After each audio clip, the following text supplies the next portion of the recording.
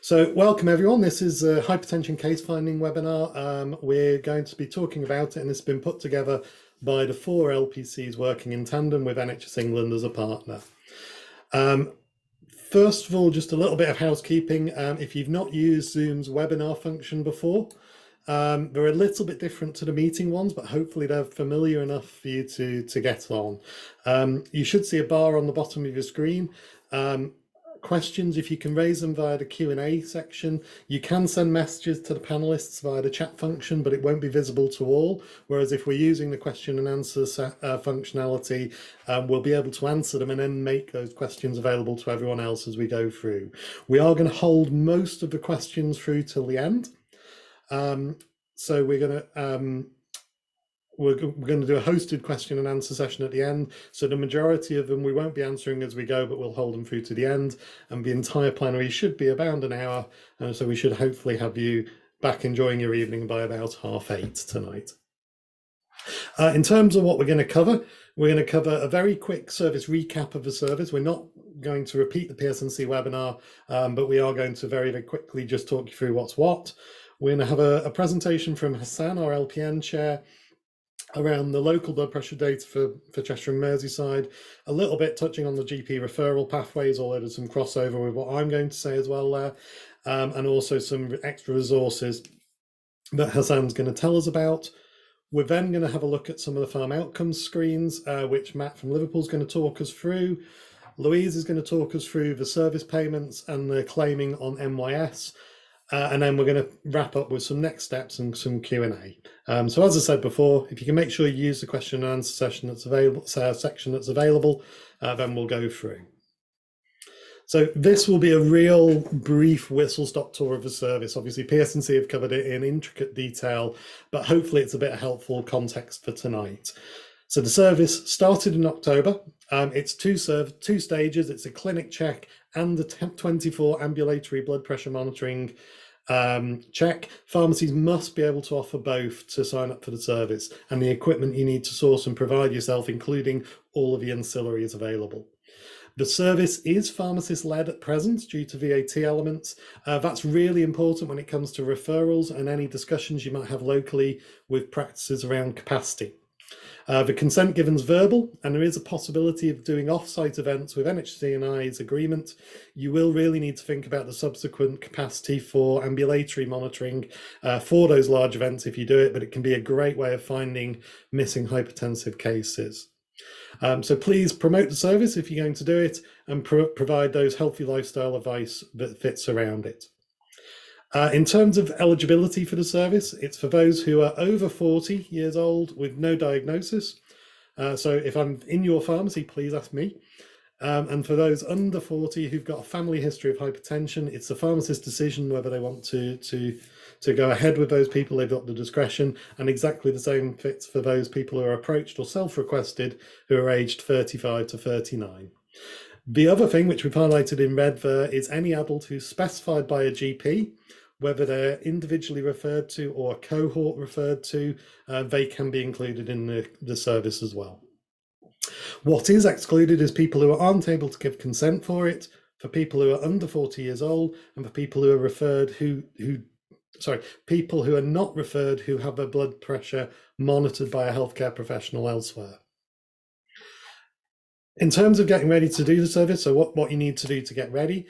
So from a pharmacist's point of view, you need to get familiar with the NICE guidelines for diagnosis and management of hypertension. That's guidance 136. You need to read and understand the service specification, and then complete your training on the equipment you have.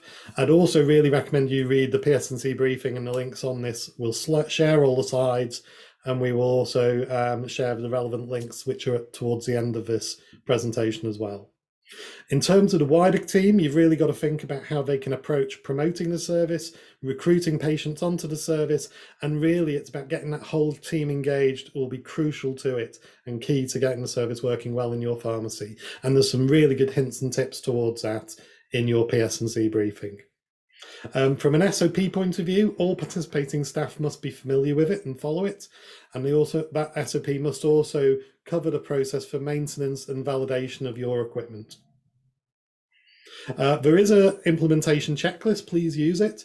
And a couple of things to recommend. We would recommend you laminate the process flow as well as the BP check process and have them readily available to hand in your consultation room.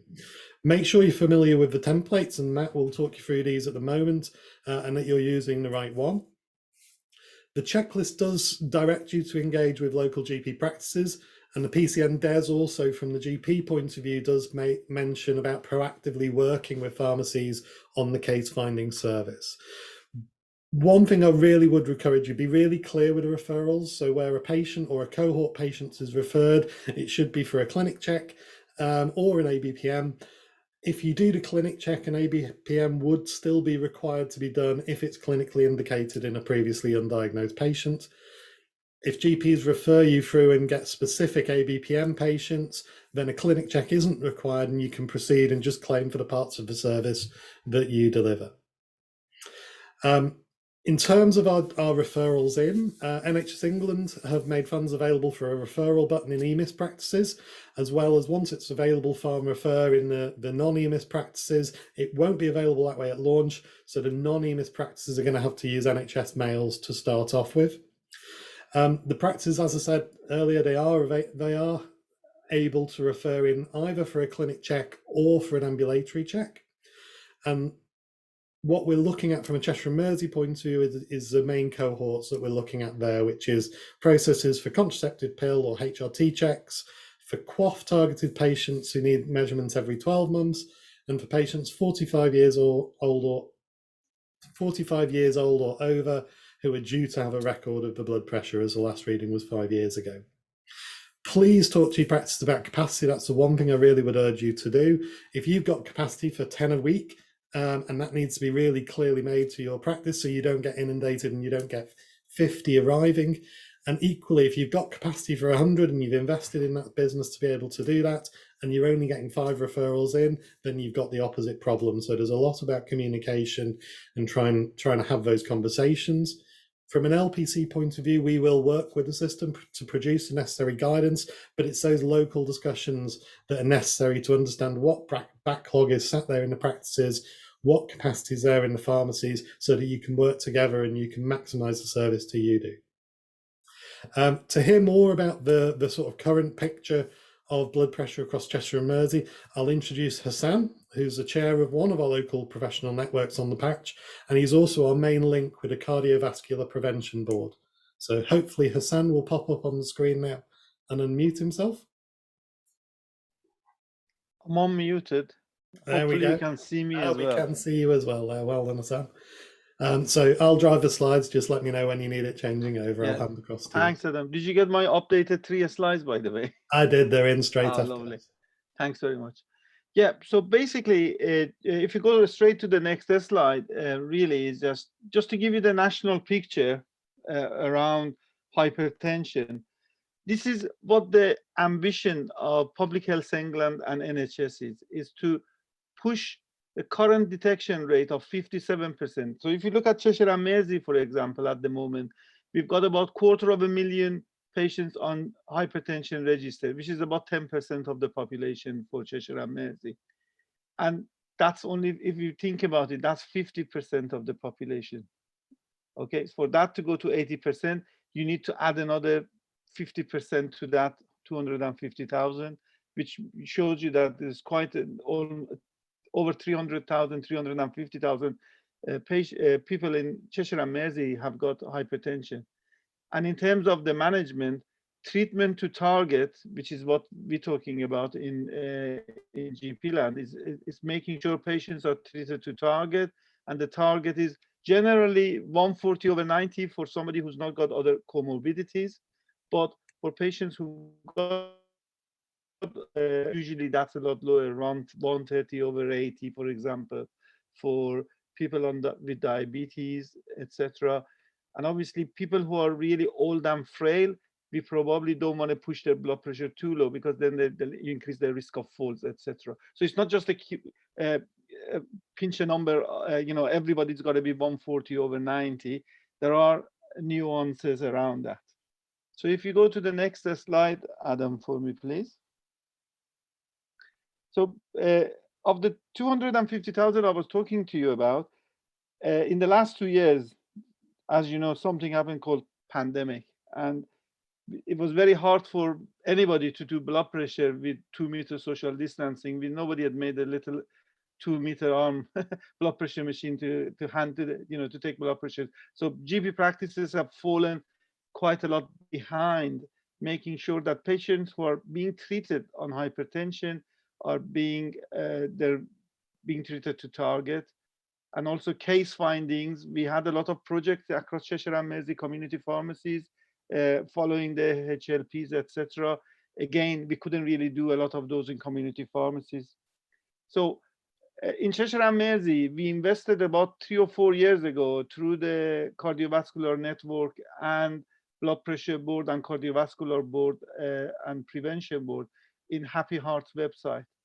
And I've put all the links here. Adam, I presume all these slides and these links would be available to people after this meeting. Am I right? They will be indeed, yes. Yeah. If not, then could somebody copy and paste them into the chat so people have got them? And I've really basically, it's actually the same website, if you know what I mean. So I'll put if you click on the first one, you just go straight to the Happy Heart website. Maybe Adam, if you could go to Happy Heart website for a quick, I'll talk you through it, and then you could pause. Hopefully you can click a couple of things. If Can't you do that don't straight worry. now, Hassan. No, don't worry about it. So basically, if you go to Happy Heart website, that has got ABC, atrial fibrillation, blood pressure, and cholesterol. There are sections on there which is designed for the professionals, which is pharmacy falls into that group. And within that professional section, there is a section around blood pressure. And then there is a document, which is on the next slide. We'll go to that in a minute. That's the document more or less you'll be working towards. And obviously the last one is we invested in some training around blood pressure measurements in community pharmacy. And we stopped paying for hosting of that service about a year ago during the pandemic because nobody was doing anything. But I've just checked it today and it still works. So if anybody wanted training and you get a nice certificate at the end of it, that last link, which we paid for quite a lot of money for a few years ago, still works. There is a bonus for you, isn't it? So yeah, so Adam, if you go to the next website, which has got the next slide, which shows you so that PDF document provides you with the crux of what the local agreed pathway is in Cheshire and Mersey. So if you start at the top on the left, somebody with a blood pressure comes to your comes for a blood pressure measurement in your pharmacy. Hopefully these have come from the GP, okay? So you know that they might have blood pressure. So if they've already have blood pressure, you go to the right. So if you get a blood pressure less than 129/84, patients well controlled, you don't really need to worry about them. 132/85, in that gap, it's still well controlled, but in some cohort of patients, it may not be. So you need to find out if they've got any other comorbidities. Over 140 to 180, more or less, and 90 to 110, this is BP not treated to target. Now, if these patients are on medication, I think this is an opportunity for you to do some medicine optimization, and that is ask the patient, for example, are they taking the medication correctly? Actually, before that blood pressure measurement, did they take their medication? So if you do get this through the referral from the GP and the patient comes to your pharmacy, make sure when you make that appointment, it's not at 9 o'clock and they take their tablets at 10 o'clock, because that's not ideal. So make sure that on the morning or the afternoon or whatever, they've taken their blood pressure medication at least 1 to 2 hours before the appointment. So you get a true reflection of what the patient's blood pressure is. And obviously, if it's really, really high and you've checked it 2 or 3 times as it's suggested in that, then you might need to make an urgent referral. The ones in the orange, the referral is not as urgent, and we usually advise to get the follow-up by a GP or even in the pharmacy within 1 week if you are supporting the GP and working with your GP. So again, you can make a local arrangement. You say to the GP, if I find somebody who's the target, I'll ask them to come back in a week when they are more calm and they've not just rushed off the bus or run down the road to us. Then I've got the internet unstable. Did everybody hear that last bit? Yeah, your audio went a little funny, but it was Yeah. understandable. So. Okay, yeah. So basically, now obviously, if you're doing a service for a case finding and the patient has got no history of blood pressure and not on the cough register, then you follow the left-hand side of this guidance. And on the right-hand side is all about additional information. The blood pressure machines you have also detect irregular heartbeat or heartbeat that's not quite in sync. So again, don't diagnose AF. That's, you got to be careful. Potentially they may have AF, or they might just have 3 espresso in in one of the Costa or wherever. So their heart might be a bit racing or whatever. Or if they're using salbutamol, they just had a few doses of that. So again, just so that highlight, if anybody's got irregular pulse, that needs reporting as well. In terms of the referral from the GPs, the agreement we've got as part of this service is that the GPs would be able to run searches on the system, on the GP system, identify patients, as Adam said, for over 45 with no history of hypertension, who at least the GP practice needs to check their blood pressure once every 5 years, or they are hypertensive and they need to have their blood pressure checked at least once a year. And they probably would send you initially all the ones that have got treatment and their blood, there's no reading for them in the last 15 months because they're highest risk. You know what I mean? So you could get another. So work with your local practices. One of the things we've been stressing to everyone is you do need to have that local agreement. So there's some suggestions made, but it's all about what capacity is in the pharmacy, what queue is at the GP, as it were, and it's a bit about working together. You know, they can't, the practices cannot inundate you, and equally they should be working with you to send some through. So getting the pace of that will be crucial between the two of you together. Absolutely, and also be wary of some patients get nervous in clinical settings, so they get a bit of an abnormal setting. So always put patient at ease. Make sure their feet are not crossed. Make sure they're sat up properly. All those sorts of things that when I was doing training with my pharmacist years ago, they used to some of them used to put the cuff upside down and then all sorts of things. So make sure you're familiar with the machines you're using. I don't know what machines you've got, but they'll all be accredited, obviously, but obviously make sure you know how to use the machines, and the batteries are new. Nothing worse than the battery running out halfway through a blood pressure measurement. So really is that it's a case of working with your GP practices, working with even other community pharmacies within your locality if you have, and then maybe share the capacity and say on a Tuesday, if I'm not, at least the patients can go somewhere else. The main thing is that try as a pharmacist to bring the co-working with the GPs into community pharmacy. I'll wait for questions at the end, Adam. I think that should be about do it. Yeah, perfect. And I think there's some of the questions that are coming in we will pick up at the end. Yeah. Hopefully some of the ones that have come in we'll actually pick up via Matt and the farm outcomes template, which is a section we're at now. So Matt, are you ready? I'll put myself on mute. Yes, I am. I will just share my screen if that's possible. Let me stop mine so it'll go off for a moment and then you should be able to. Okay, thank you. So hello everybody. For those who don't know me, I'm Matt. I'm the Chief Officer of Liverpool, LPC. And let's face it, one of these events wouldn't be one of these events without me going through farm outcomes. So here I am, as normal, to go through farm outcomes for you. This is just, hang on, I'm trying to remember my 6-digit code. I hope you all have to use your fingers still for 6 digits. I've had the same code now for 8 years. I still have to use my fingers, so bear with me. Pressurizing with everyone watching me. Right, so here we go. Can you all see my screen? We can indeed. Happy days, good. So we have 3 different, now I know this looks different to your farm outcomes screen. This will of course be on the left hand side of your screen in all the orange bar. On the commissioner side it looks a bit different. So we've got 3 NHS hypertension case finding services here, and I'm going to quickly go through the 3 of them. Okay, now Matt, do you want to close that small window you've got? Thank you, Hassan. Mute yourself. So let's start with the hypertension case finding one. Now this is the one that you're going to need to use for nearly everything that you need to do. There is an enrolment. The enrolment requirements, I think, I'll just try and enroll myself.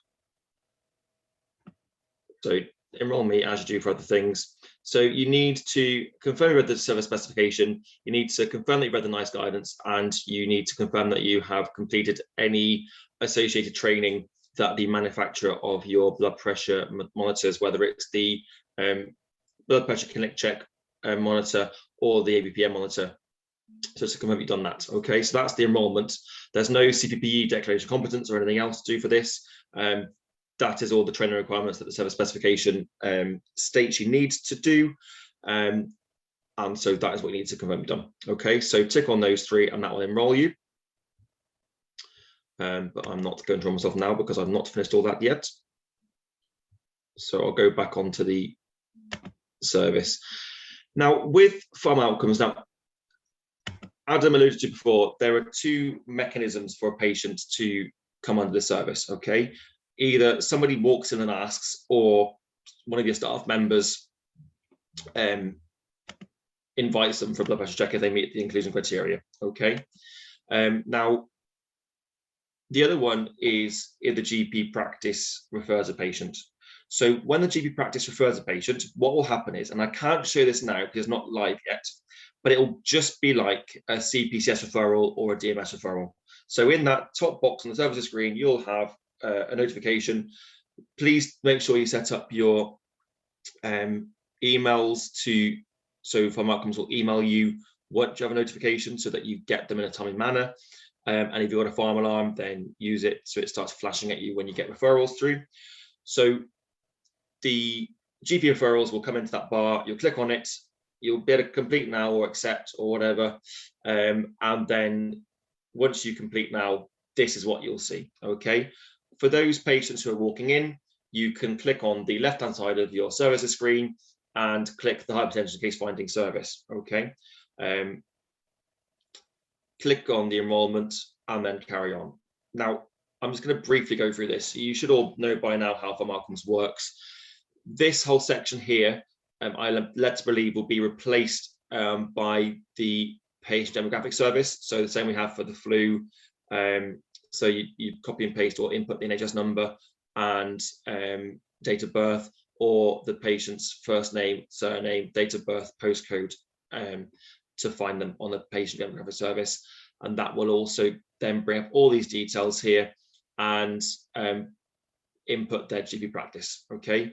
There is a consent button here because you have to gain consent from the patient to provide the service, and also that the information will be shared to their GP and also NHS England and NHS Improvement and the NHS BSA as well. This will look a bit different because, well, in fact, it won't look different because those of you who belong to or align with practices who aren't EMIS enabled, and you'll be getting referrals through NHS Mail, then you can still use this template and click on GP referral, okay? If it's a GP referral, it asks you whether it's a clinic blood pressure check or an ambulatory blood pressure check, and then it will kind of go through the different stages, okay? For those patients identified in the pharmacy, it will ask for that cohort whether it's a hypertensive patient, because if it's a walk-in patient who has self-identified in the pharmacy or the staff member has recruited, hypertensive patients are excluded, okay? It'll come with a big red box saying this patient is excluded, okay? Only if the patient's referred from the GP practice can we do hypertensive patients within the pharmacy. So in this instance, I'll click no. You then have to put the date of test in, I'll just put today's date, and then input the readings from both the right arm and left arm. So systolic there, diastolic here. Okay, so right arm and left arm, and then it asks you some questions. Now, if you look at the very complicated service pathway that PSNC and NHS England have produced for this, it's a mind map. There's things going off all over the place.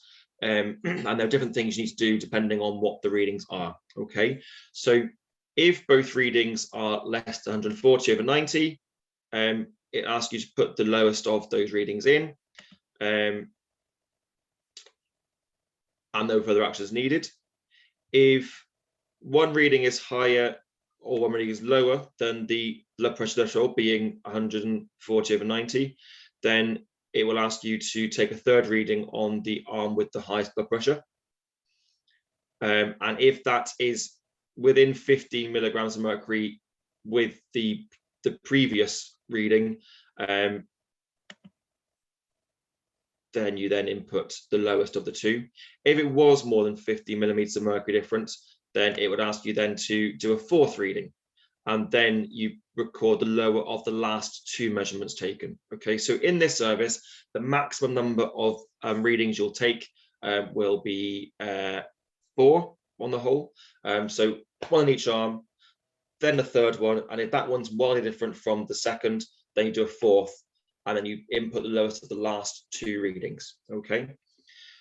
Now, on the off chance that the initial two readings are different, more than 50 millimeters of mercury, then again it'll ask you to do third and fourth readings and input that. Okay.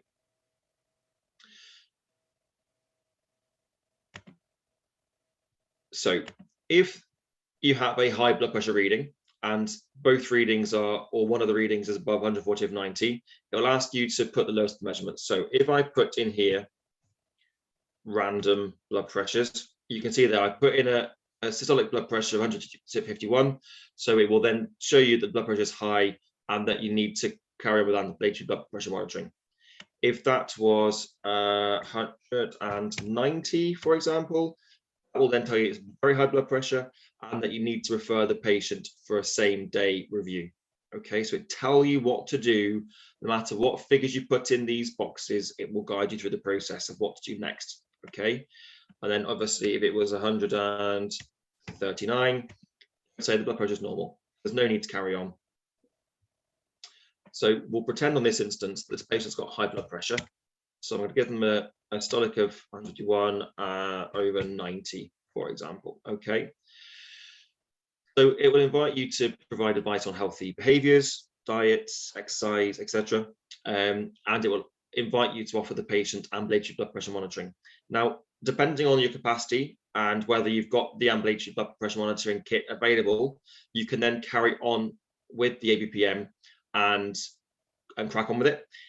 If you don't have the monitor to hand because it's already on loan to somebody else, then you can leave the thing there. Okay, I'm just going to skip the AF check for now and come back to that in a minute. Okay, I'm purposely ignoring that for now. So going on to ambulatory blood pressure monitoring, does the patient consent to ABPM? Yes. Is the patient able to have the ABPM fitted today? So if no, then you then agree the date and the time that they'll come back for that. Okay, so you might need to factor in a process within your, or a diary within your pharmacy, especially if you've only got the one monitor, to know when that monitor is due back from a patient and book them out. Okay, so time appointment so that you get the patient one's reading sorted and then dealt with before patient two then picks up the machine. Okay, with an ABPM, you will need to fit the machine and show them how to use it, etc. Okay, so I'll pretend that we're doing it today. You put in the device and the serial number that you're using. You tick to state that you've included the blood pressure cuff, the carrying case, the power cord, batteries, or anything else you've included. Okay, that's important because it's a record of what you've given that patient to make sure that when they return it, it all comes back again. Okay, there is a large element of trust in the service because we're giving patients hundreds of quid's worth of monitors that we've paid for that we need to get back again. Okay, and to make sure everything's returned as well. Okay, so tick here to decide to decree what you've given, and then you need to check to make sure the cuff size is checked, advising the patient how to use the ABPM, how to collect the data, and advise the patient the machine cannot get wet for that 24-hour period. Okay, now I can't go through this advice now because it will be dependent on the machine you've got in your pharmacy. Okay, so all this advice, it's a prompt here of what you need to provide the patient, but what you provide the patient is purely down to the machine you've got in the pharmacy. Okay, you then create a follow-up date, a follow-up appointment date and time for that patient to bring back the monitor, hopefully tomorrow. Of course, if it's a Friday or Saturday and you close the weekend, then it'll be for the next working day. Okay, and then it'll ask you what advice has been provided. Okay. Now, going back to the AF check, this will probably be changed to a regular pulse check. Okay. Now, as part of the service, you need to buy monitors which will highlight a regular pulse. If it's not a regular, happy days, you crack on. If it is a regular, then it will ask you to repeat the test after 5 minutes to make sure that it is not an anomaly. If the blood pressure machine then records another irregular pulse rate, then you should urgently refer the patient to the GP same day. Okay. And Farm Outcomes should then notify the practice of that. Okay. But ideally, be using the backdoor numbers that you've got for CPCS for this sort of thing as well. Okay. It's the only other real reason that you should be using the backdoor numbers apart from a CPCS referral. Okay. I think that's it for this. What I'll do now is go on to the other service. Now, if you cannot fit the ABPM there and then because it's already booked out, you would at that point use the ABPM fitting. Okay, and if I just briefly show you, it asks exactly the same questions as the template did before. Okay, so that's no different. When the patient returns for with their ABPM monitor, what you'll need to do is, again, follow the processes and guidance that's given within the ABPM monitor. You'll need to download the results and save it somewhere on your desktop, on your computer, because you do need to upload that onto Farm Outcomes, send through to the general practice. Okay. So with the follow-up ABPM service template, you put the patient name in, that will then find the patient like a registration, and then you can then tick what happened. So whether the patient attended, whether they didn't attend, whether they attended, they couldn't tolerate the ABPM, or whether they didn't present with the readings. Okay, so if they didn't, you can then include there the dates and times of follow-up contacts. Okay, because let's not forget, they have got up to £1,000 worth of kit in their possession. You're going to be contacting them a few times to make sure they bring that stuff back. Okay, there is on the original template a form that you can print out with the patient details on, that the patient can sign to say that they, will solemnly decree that I swear I will bring this monitor back, etc. Okay, so that is available for you to print out on the original template, or on the second template I just demonstrated if they're not able to have the ABPM fitted there and then. Okay, so here you can record more contacts to the patient, but we'll assume the patient's a good boy or girl, they haven't nicked your kit and they have come back. It will ask you for the average daytime systolic, average daytime diastolic, average nighttime systolic, average nighttime diastolic, and the average 24-hour systolic and diastolic. Okay, that will all be obtained from the report you download from the monitor. Okay, so thinking about consultation rooms or other computers, have they got enough USB ports? Is able to be used with regards to firewalls in your pharmacy? Is the IT setup able to allow you to plug in this ABPM monitor and download that information? You then click add to, and then this is just links into your desktop and to your general files for you to upload that. So create a file within your pharmacy computer in order to save that information so it's easily obtainable when you need it. Okay, and that's pretty much about it. I think if we put in very high readings, I'm not sure it does anything spectacular, does it? Yeah, okay, so average reading, it will tell you what to do next. So if the average 24-hour systolic reading or diastolic is over the 150/90, it will tell you that the patient needs to be seen by the practice and follow the locally agreed processes with that. Okay, we have different locally agreed processes depending on the level of the hypertension or the blood pressure reading. Okay, so it locally it says same day here. For some readings it's within the next few weeks or whatever. Okay, so if we make the 130, Again, it tells you it's normal. The same as before, okay? And I believe that's about it. Farm Outcomes will send notifications. So after every time you save a provision, it will send the GP a notification, currently through NHS Mail. Eventually, hopefully, it will go through what's called the mesh network, and it will automatically upload into the GP record. That's being worked on still. It's not going to be ready for the launch of this.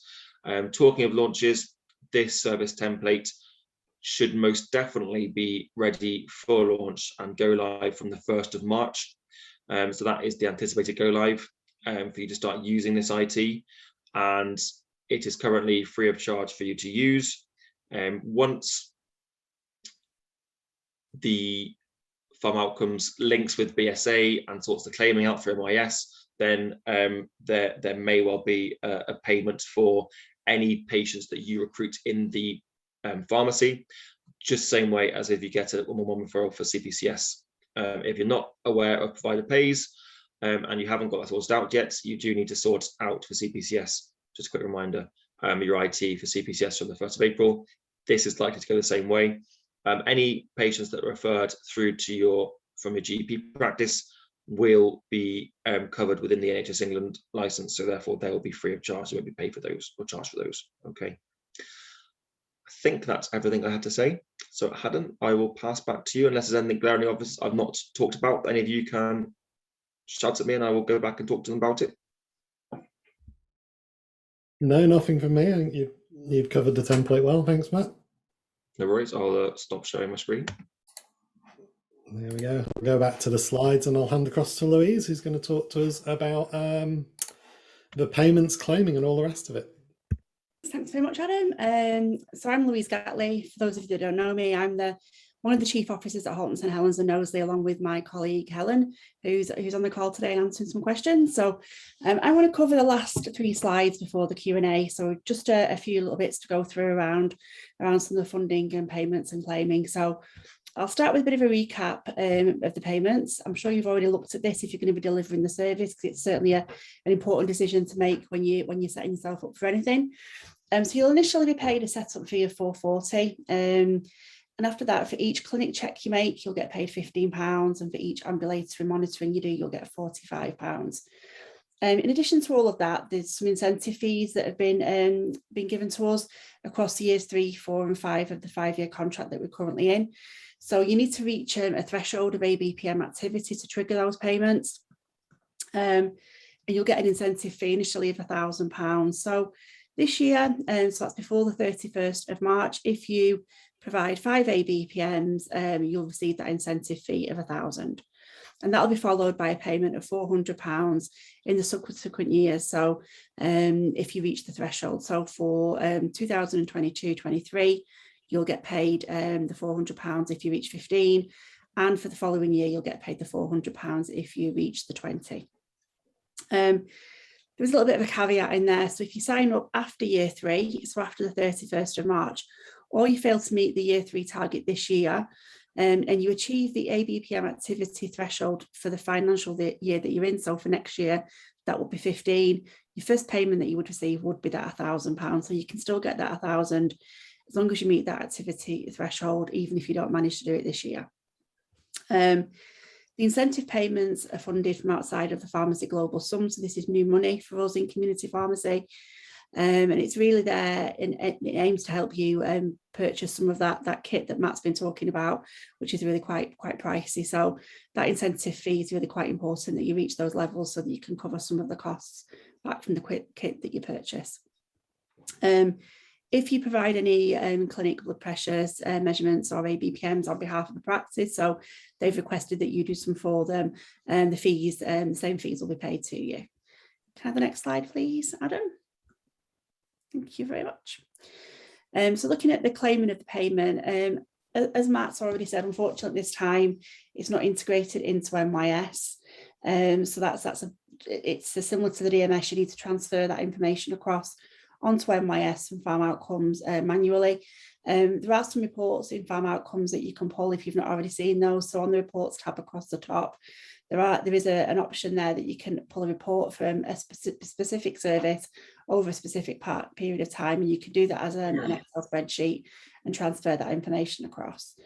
There's some key information there that you need to record. So age of patient, the date of the provision, the clinic readings, and whether that was an opportunistic reading or referral from the GP. And you need to do that both for the blood pressure monitoring and for the ABPM. You only report the completed services on farm outcomes, on NYS. You don't need to put any that you partially way through. But the really important thing here is that you need to put these claims in monthly and by the 5th of the month following the completion. If you put any claims in late, they will not be processed. So you'll lose that key funding that you need if you don't get them in on time. The next slide, please, Adam. Right, so this is just the last slide, and it's just a little bit of a summary, really, and a quick wrap up of what your next steps should be. And I think these have probably already been talked about earlier tonight, but if you've not already done so, we do recommend completing that contractor implementation checklist. That'll just get you on track for where you need to be. Please do engage with your local practices, let them know when you're going to start providing the service, so they know when to expect messages from you and also how they can refer into you. Share the GP team briefing from PSNC with them.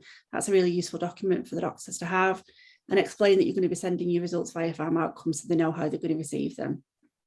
Do work with your practices on your local referral protocols and make sure that you've got everything lined up and ready to go. The really important point, I suppose, is to discuss that the capacity you've got in your clinics. Adam's already talked about it at length earlier. What we really don't want to happen is for you to be overrun with consultations that you can't manage, because that'll be a bad experience for the patients, and it'll be frustrating for you in the pharmacy and also for your GP colleagues who are sending patients across.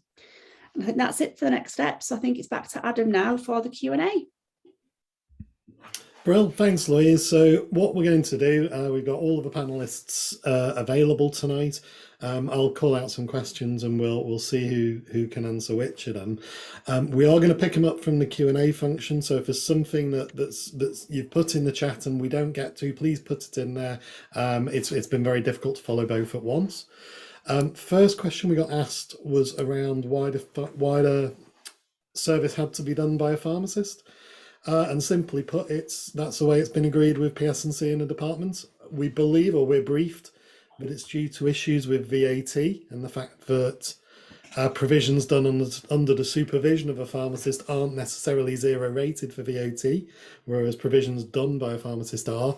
So we are anticipating as a Treasury re-look at that things will change, but for now it does have to be pharmacist-led already. And actually the remuneration of it has been calculated at a pharmacist rate, so I'd imagine the remuneration will change once that becomes to the point.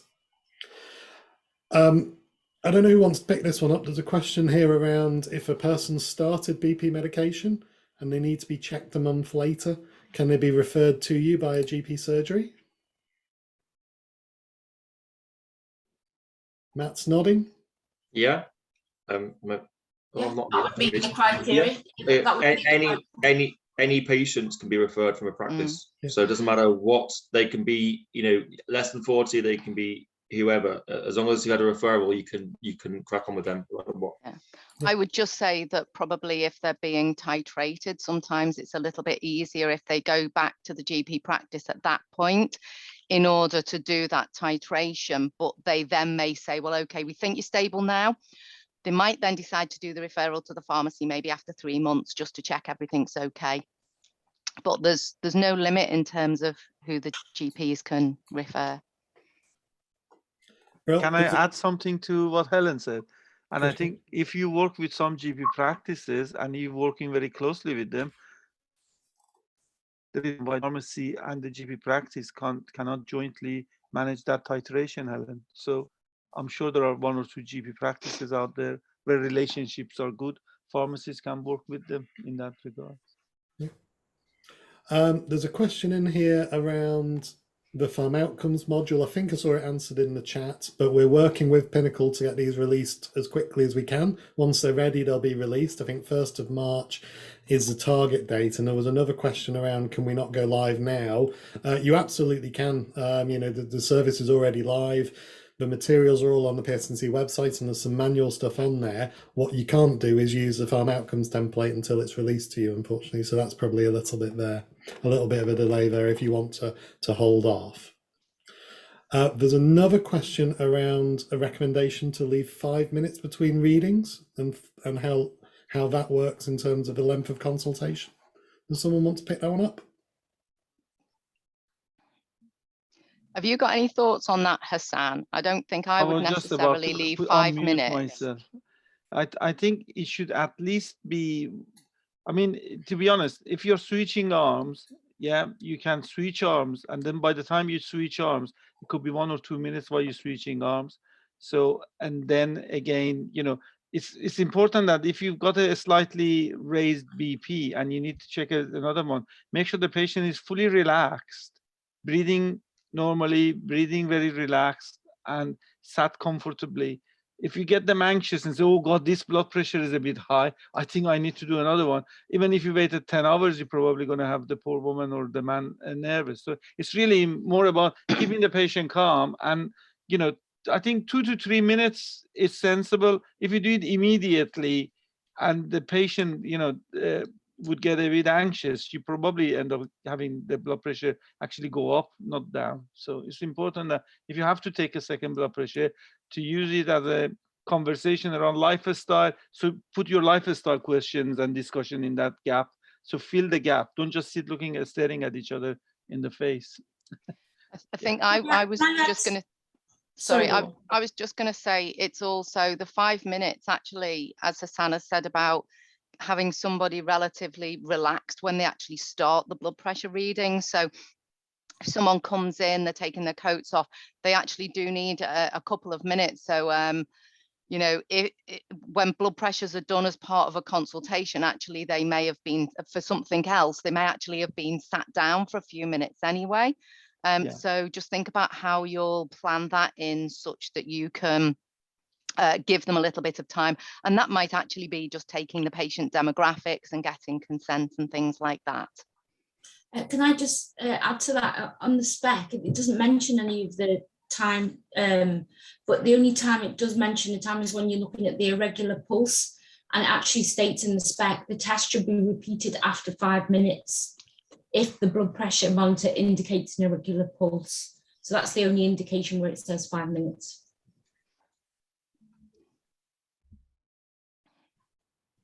Brill, thank you. Matt, do you want to pick up the question around linking farm outcomes to NYS? I think you touched on it very briefly in your point. It's not yet, but they hope it will do at some point. It's down to the BSA and NHS tools as to when they'll allow that linkage to happen. So we're still waiting a year on for DMS to link properly, aren't we? So I hope it's not going to be that long, but I don't know. Is an answer. For now, unfortunately, it's going to be a case of having to input every single consultation in again individually, which is not ideal, but no doubt will take an awful lot less time than it does for do a DMS currently. I'm going to pick up, there's a question in here around the notifications to local surgery and having to print out and take it to the surgery. In terms of responsibility, it's up to the practice whether they want to give those details to farm outcomes. They have to provide the email, they then have to respond to a test email to get it all linked up.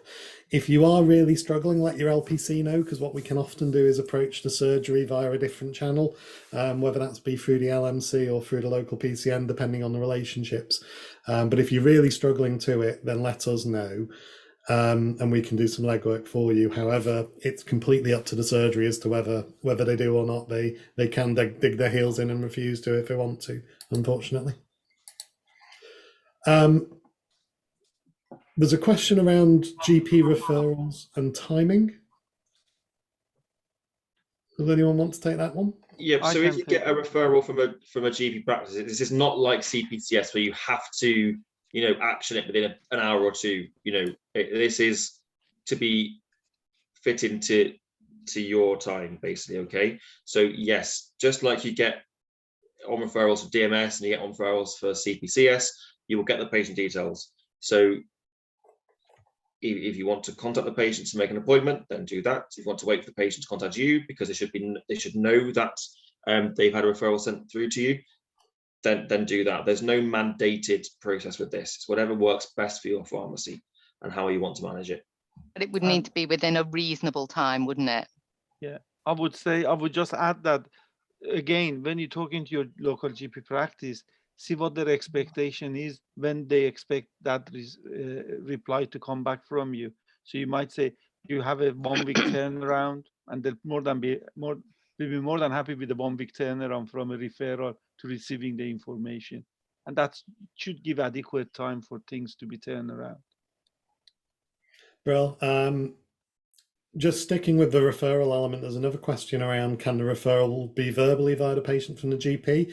I think you have to have a local agreement on what cohorts of patients are allowed, but you don't need an electronic referral. If the practice wants to just say, we're going to refer a number of pill checks to you, and a patient turns up and goes, I need a pill check, the surgery have sent me here, that's fine, that's a referral, and you can cope with that. It's not like CPCS where you must have the electronic referral.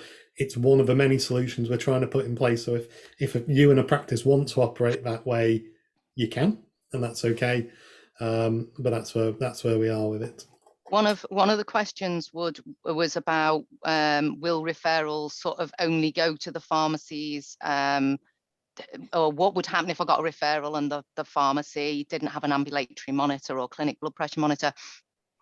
If they use the button, then the referral will only go to pharmacies that are signed up to the service. So that's kind of one way of us helping to ensure that the referrals are being funneled to those pharmacies that are signed up to the service. So I think in Halton, St Helens and Knowsley, we've got around 40% of pharmacies signed up. So it's not all pharmacies. So this button actually does help to ensure that the right pharmacies get the referrals. Then, of course, if in the middle of the service your machine breaks down or something happens and you need a bit of a breathing space, then notify practices that you're not able to take, or if they do refer, it will be a bit of a delay before they get seen because you've got X, Y, and Z problems. Yeah. Similarly, there's a question about locums as well. Shouldn't really be a problem because, if the locum's there for one day and the regular pharmacist is back tomorrow, then do it tomorrow. It's not I must do it this very second. It's contacting that patient to book an appointment at a suitable time for that pharmacy. And the referral you'll get from the GP will state whether they want a clinic check or an ABPM check. So it will state which one that they ask for. Just to tie into that with referrals. And also if the patient is diagnosed or not diagnosed. Yeah. So we've got a question about if the referrals for a hypertensive patient, which ties in nicely to this, and would you still need to do ambulatory monitoring if their reading is high? It's something that we've only picked up this week, but the answer to that is no. If you get a referral in for a hypertensive and the reading is high, ambulatory monitoring is not required. The farm outcomes template is going to be designed so it doesn't request it. The blood pressure reading will go back to the GP practice, and you do need to have the conversation with the patient to ensure that they make an appointment with the GP within a reasonable period of time. Now that could be anything from say 1 to 3 weeks, depending on, or it could actually be, you might say if they were 179 and just below that high reading, you might actually say, do you know what, I think you need to contact your GP practice, within the next couple of days. But if they were towards the low end of the threshold, then within 3 weeks would tie in roughly with where we were in terms of our Cheshire and Mersey guidance that we had previously for hypertensive patients, which I think said within 1 month.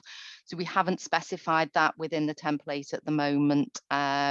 If it was high, then you would need to refer immediately. If it was above that very high threshold, then you would need to refer immediately back into the GP practice. Helen, just to add to that, I think a couple of times you said they need to see GP. Yes, GP practice. Yeah, and at the GP practice, because that's one of the anxieties GPs have had on the blood pressure and cardiovascular board around. We don't want to be inundated that the patient comes saying, pharmacist said, I must only see my GP. You know what, we don't want that. That would not help. And I think that's a relationship. really important point, because what I really meant was the GP practice, because it could be the practice nurse. So thank you for that, Hassan. Well, there's a few comments coming in around outlays, around insurance and what to do. I'm going to try and cover them all in one. In terms of average outlay, that's not something that the LPCs will hold information at. There are lots and lots of deals available out there. And if you're a member of any of the representative body or any of the trade bodies of pharmacy, I'd probably check with them to try and get competitive quotes and competitive kits. The same goes for things like insurance. So there are insurance products available if you want to insure the kit, and for actually doing the work as well. So please check out with your normal providers and see what you've got available to you. I am going to cover a few of the questions that have been answered by text purely because we're recording this, so obviously we won't be able to see it. But I do want to stress we've had the same question a few times around why it's got to be a pharmacist doing it. It is pharmacist-led, it is nationally determined that it's pharmacist-led, and that's because of VAT issues and the remunerations that way. So unfortunately at the moment it's not possible to delegate this service, although we very much hope it will be, and it'll be announced as such very, very soon from PS&C as soon as the Treasury have made the appropriate changes to VAT. Adam, can I just add something to that? And I think I see that as a positive rather than a negative, because that's recognizing the role of the pharmacist as a healthcare professional who can then advise if the blood pressure raised and actually optimize the medication, provide additional information to the patient. And I know some pharmacy techs can do some of it, but they can't do all of it. So I think, and if eventually community pharmacies become prescribers, there is no reason why that pharmacist could not then do all the titrations in-house. So I see that as a positive rather than a negative. And I think what I'm hearing is that it's negative that it's only a pharmacist only. But when we costed the previous service in Cheshire and Mersey, when we got the smaller funding, when it was through the tech pharmacy assistance, the fee was around £6, if you remember. So £15 is actually reflecting a pharmacist doing the job. Yeah. I think that's absolutely valid, and I think it'll be interesting to see how they develop it once that becomes the case. There's a question around a patient with high blood pressure needing 4 blood pressure measures and then has an irregular heartbeat that would need another 2 checks. Who wants to pick that one up around the timing it takes and if that's accurate in terms of all of the checks necessary? I mean, it would come up as irregular the first time we did it. So if you did it again, it'll come up regular the second time you did it. So actually, you don't need to do 2 extra ones because you're doing it with the original ones. Does that make any sense? Mm-hmm. So you're running the checks concurrently, not the measure will check the pulse as it's doing the blood pressure. So an irregular pulse will show on the monitor when you're doing that initial blood pressure. And if it's high, then you'll be doing that blood pressure again regardless. So it makes no difference. And I think historically, irregular heartbeat, the BP reading needs to be done manually if somebody's got really irregular heartbeat. So that BP needs to be done manually. So it becomes less reliable. So it's important that your GP practice understands somebody's BP was taken with an irregular heartbeat, not AF, irregular heartbeat. The beat wasn't the heart wasn't beating normally. So then they can then bring that patient in, review them, probably send them for 24-hour ECG if it's still irregular, and then check their BP manually. That's what happens if the patient came to the GP practice. And that would be AF patients as well, wouldn't it? Yeah. Hassan, so an AF patient would generally have a manual blood pressure reading, so we probably need to think about an exclusion there. Brill. Who wants to pick up? There's a question around GPs not able to see patients same day or within a day. That's not currently happening, and does it mean we need to refer to A&E instead?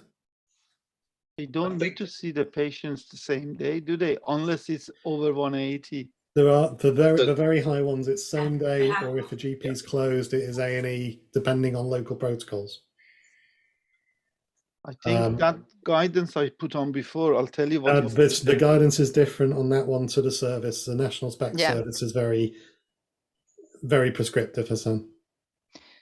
I think there's also the option for out of hours, so they could always have if the GP practice isn't open, there's an opportunity to have a conversation either with somebody through out of hours who can make a recommendation, or you might have a walk-in centre that does actually have a GP present that can actually take action there and then. So it very much depends, I think, on where you are locally and what facilities there are locally. Brilliant. I think with this, you need the question's almost alluding to, if the GP can't see them the same day, do I then refer to A&E? That's not appropriate. You've referred them to the general practice, let the general practice deal with what they need to do under their contract, okay? Don't be spending your time to refer other places. I agree if with the GP Matt. practice can't see them. You know, you've done your bits, you've referred them back, let the GP take over at that point. Brilliant. There's two questions. One's been answered on text and one's here, but they're both around doing things like freebie blood pressure checks for pill checks and whatnot for pharmacies not enrolled in the service. I suppose my expectation is I think most pharmacies will end up enrolled in this service in some way, shape or form if they're doing blood pressure checks. It'd be quite extraordinary for you not to offer the National Blood Pressure Service if you were doing blood pressure checks. You obviously, I think the suggestion around it, around how you act, I think there is a local conversation to have to say, you know, look, if there's 6 in a PCN, these 4 are live, how can we refer into those pharmacies? The other question around it was around, do they get claimed through farm outcomes? You can record them through farm outcomes. Matt mentioned how, in terms of acting, it's a GP referral effectively. If you've agreed locally that all pill checks can be done by the pharmacies and the GPs have agreed that, then you would record them as a cohort of a GP referral. You would have to claim, however, through MYS. There isn't an automatic link from farm outcomes to MYS yet. So just make sure you've got your processes and your procedures right so that you do claim. And then the last question I've got, so if you've got any more, please type them in. The last question I've got is around, if a blood pressure is normal, they don't need doing for 5 years again. I think there's been a bit of confusion around the answer around you could do it every month if need be. Does someone want to pick up on frequency of testing? They can, if they've actually been diagnosed or on treatment, they can actually get it done. They should be getting it done every 12 months. But if it is normal, they're supposed to be getting it every 5 years. So that would be the sort of limits, really. Unless it's a GP referral, then of course. Yeah, absolutely, Matt. Sorry, yeah. If it's a GP referral, they can refer whoever they want, whenever they want, really. Because there's not much limits around that. Yeah, and that's actually in the process flow. Answered. Sorry, yeah. Adam. It's okay. You were saying it was in the process flow. It's in the process flow. So the process flow there is really, really useful for following through exactly what action needs to be taken. Fantastic. If you can make sense of it. It is a bit of a maze, and I think that question came from someone was saying if the patient comes in every month with a medication, if the GP's requested that patient every month, then that's okay. If they've not, there's no reason why you should do it if there is that limit within the service, or that suggestion, not limit. I think that's all for the questions. Has anyone got any last words before I show the resources off and we bring it to a close? No, I've just sent. I've just put in the chat the pathway. So fantastic. If you're struggling at any point to find some of the resources, as I say, we'll send these slides out to you. It'll start coming out to you from tomorrow onwards, and it's got the links on there that you can access. What you've also got is a route to ask for extra support. So if you're really struggling to find something, if there's something we've mentioned today that either you want expanding on, then these slides will have our contact details on and they'll be distributed to you as well. So please get in contact with us if there's anything you're unsure of. I'll leave those up on the screen for now. But if there's no further questions, I've lost my Q&A function. No further ones on there. Then just thank you for tonight. Good luck with the service. Hope it goes well. It's got a real possibility of being a good thing, and I think it should bring local relationships. I would really encourage you all to talk to your practices, talk to the pharmacies around you as well, and make sure you make as much of a success as it as you can. As I say, let us know if there's anything else we can help with, but thank you for coming along tonight. As you leave, there'll be a bit of a survey that it'll ask you to do. Please let us know what we've got right, what we've got wrong, and how we can make these things better in the future. Thank you all and have a good evening.